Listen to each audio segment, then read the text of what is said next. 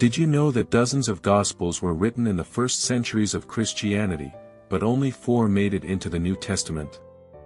Alongside Matthew, Mark, Luke, and John, there were writings like the Gospel of Thomas, the Gospel of Peter, the Gospel of Mary, and the Gospel of Judas.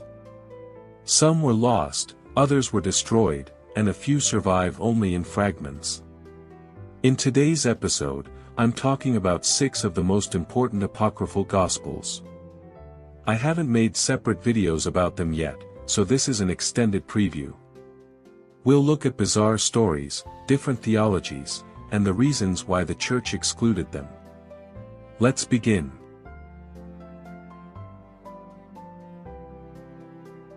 The first is the Protoevangelium of James. It doesn't tell the life of Jesus, but the childhood of Mary, his mother.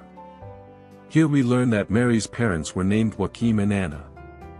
They were childless for many years and prayed to God. An angel announced to them that they would have a daughter. After her birth, Mary was taken to the temple at the age of 3.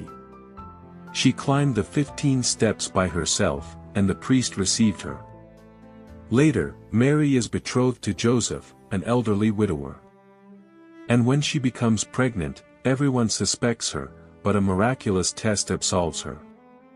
This gospel strongly influenced Christian tradition. From it come the names of Mary's parents and the feast of the presentation of Mary. The Church didn't consider it false, only non-canonical, useful for faith, but not inspired.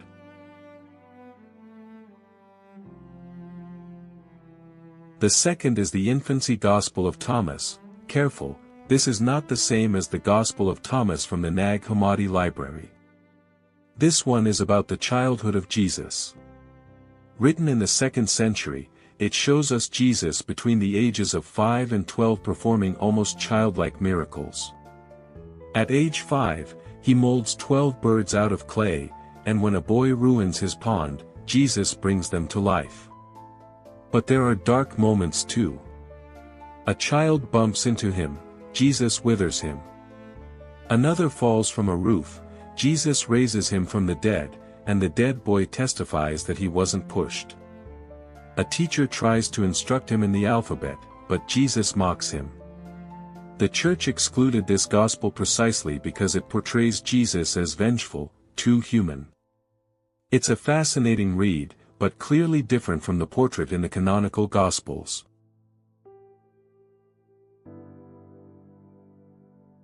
Now we turn to the Gospel of Peter. Discovered in Egypt in 1886, it is known for its account of the passion and resurrection of Christ. It has shocking elements. After Jesus' death, the cross begins to speak.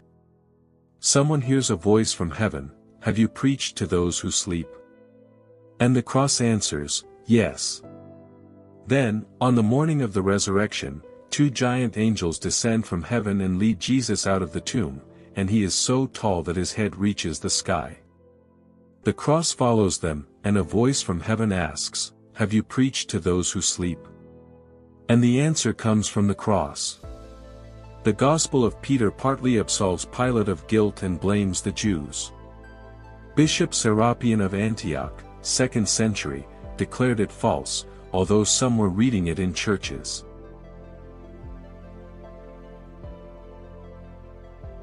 The fourth is the Egyptian Gospel. It shouldn't be confused with the Coptic Gospel of the Egyptians. It's a Gnostic text, probably written in the 2nd century, preserved only in fragments. What makes it special? It contains almost no stories about Jesus. Instead, it's a dialogue of questions and answers, highly abstract. For example, who will bind me to death? Answer, the one who will unbind me.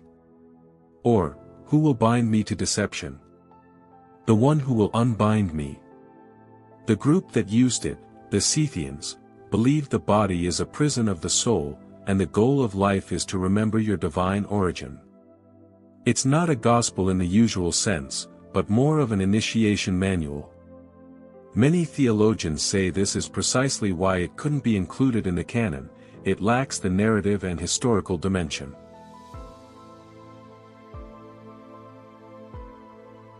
We reach the fifth, the Hebrew Gospel.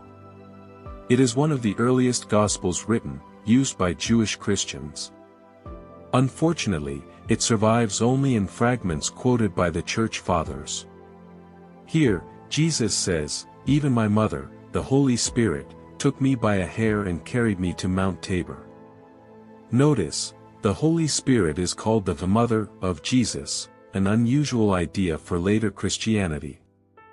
Also, after the resurrection, Jesus appears first to James the just, his brother, not to Peter. James had sworn not to eat bread until he saw the risen Jesus. And Jesus appears, prepares the table, and says, "Rise, brother, eat." This gospel shows how diverse early Christianity was. Its complete disappearance is a great loss to history.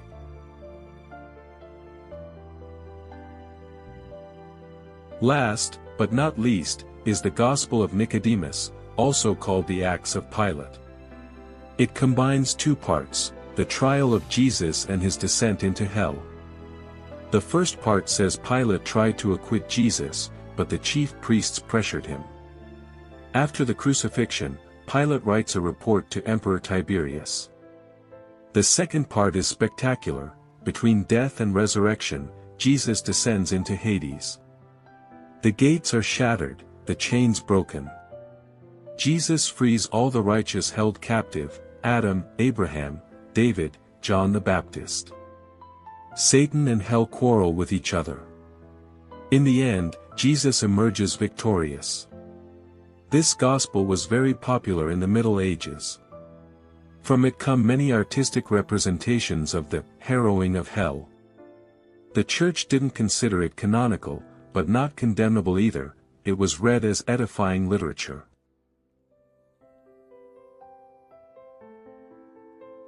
These are 6 fascinating apocryphal Gospels. Each one shows us a different facet of early Christianity. Some are naive, others mystical, and still others simply bizarre. Why didn't they make it into the Bible? The reasons vary: late dating, different theology, lack of apostolic authority, or content considered unreliable. But they remain precious for understanding how the canon was formed. If you enjoyed this documentary, let me know in the comments which of these 6 you find the most interesting. And don't forget, shorts dedicated to each of them will also appear on the channel. Subscribe for more about the world's religions. Thanks for watching Religiopedia_myth, and see you next time.